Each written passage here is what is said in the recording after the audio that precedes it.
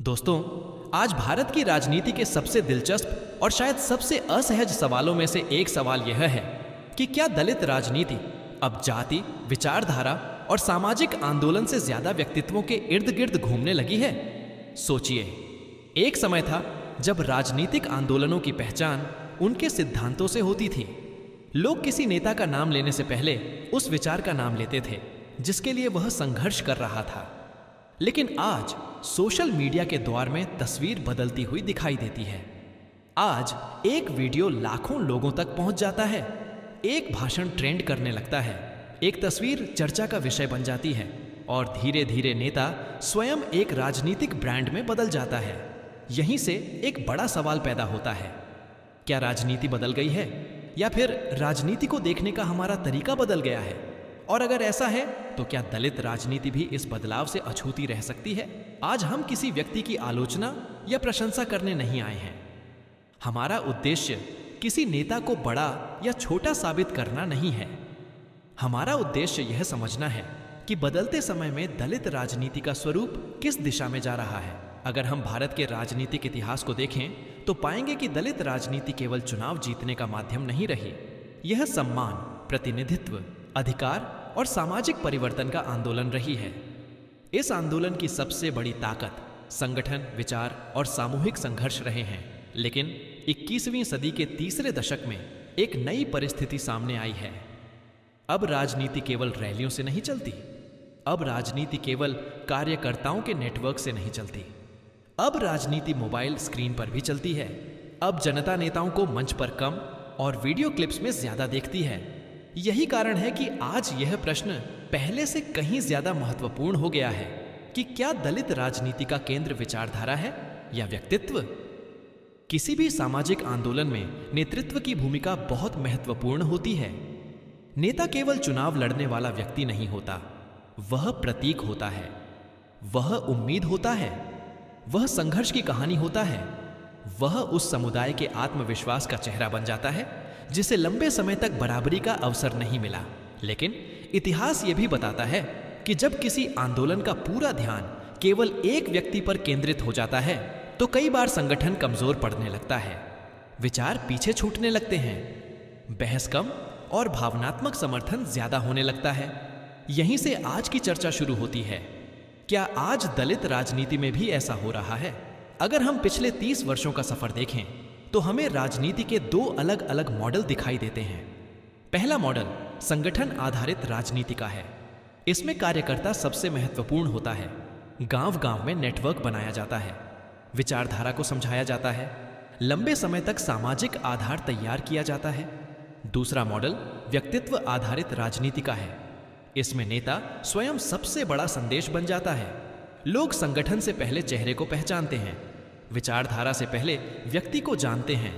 राजनीतिक बहस कार्यक्रमों से ज्यादा व्यक्तित्वों के इर्द गिर्द घूमने लगती है। सवाल यह नहीं है कि इनमें से कौन सा मॉडल सही है, सवाल यह है कि आज कौन सा मॉडल ज्यादा प्रभावी हो रहा है।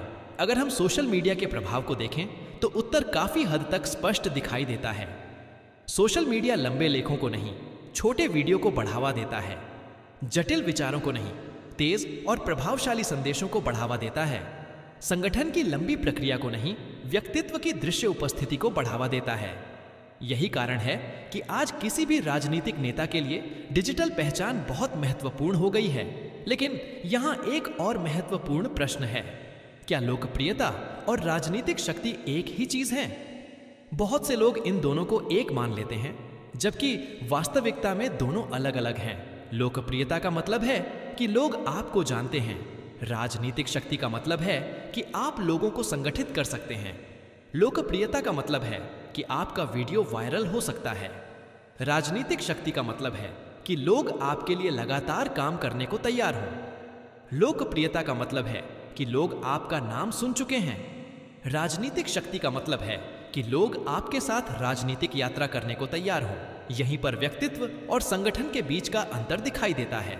दलित राजनीति के सामने आज सबसे बड़ी चुनौती यही है कि वह डिजिटल लोकप्रियता और जमीनी संगठन के बीच संतुलन कैसे बनाए, क्योंकि इतिहास हमें बताता है कि केवल संगठन पर्याप्त नहीं होता, लेकिन केवल व्यक्तित्व भी पर्याप्त नहीं होता। एक मजबूत आंदोलन को दोनों की आवश्यकता होती है। आज का युवा वर्ग तेजी से बदल रहा है, उसकी राजनीतिक समझ भी बदल रही है।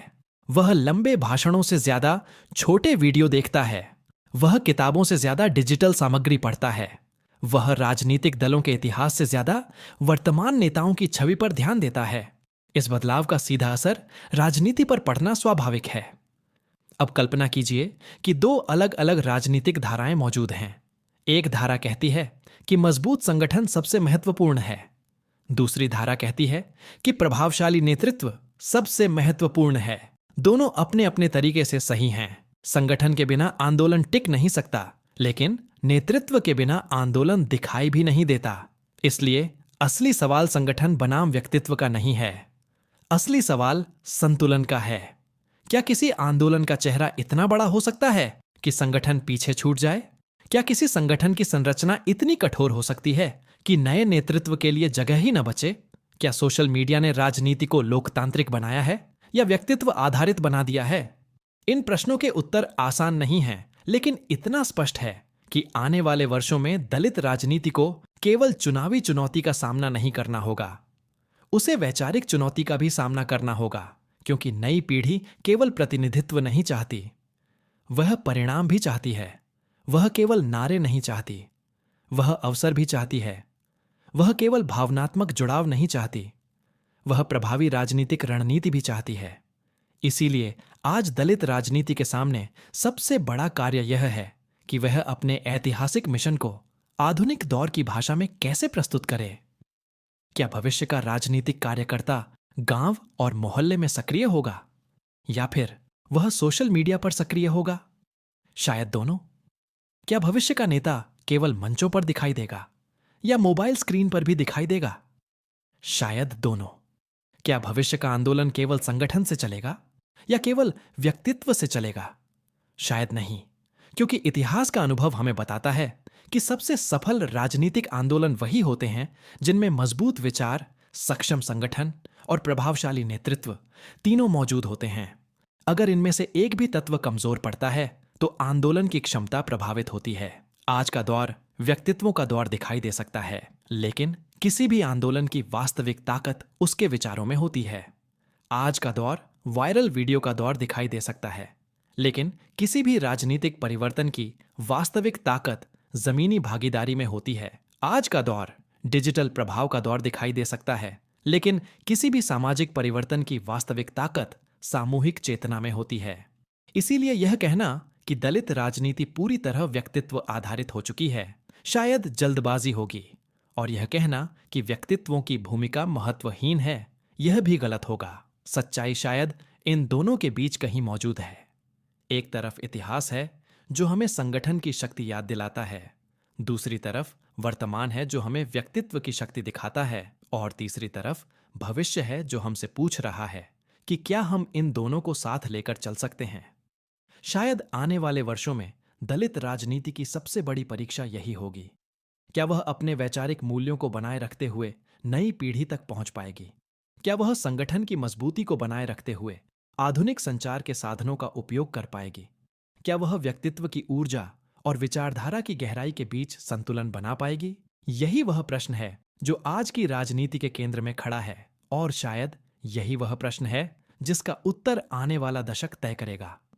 क्योंकि अंततः किसी भी आंदोलन की सफलता इस बात से तय नहीं होती कि उसके पास कितने लोकप्रिय चेहरे हैं। उसकी सफलता इस बात से तय होती है कि वह कितने लोगों के जीवन में वास्तविक परिवर्तन ला पाया। और यही वह कसौटी है जिस पर हर राजनीतिक विचार, हर संगठन और हर नेता को अंततः परखा जाता है। इसी विचार के साथ आप अपनी राय कमेंट में जरूर लिखिए। क्या आपको लगता है कि आज की दलित राजनीति व्यक्तित्व आधारित होती जा रही है, या फिर विचारधारा और संगठन अभी भी उसकी सबसे बड़ी ताकत है? आपकी राय क्या है? धन्यवाद।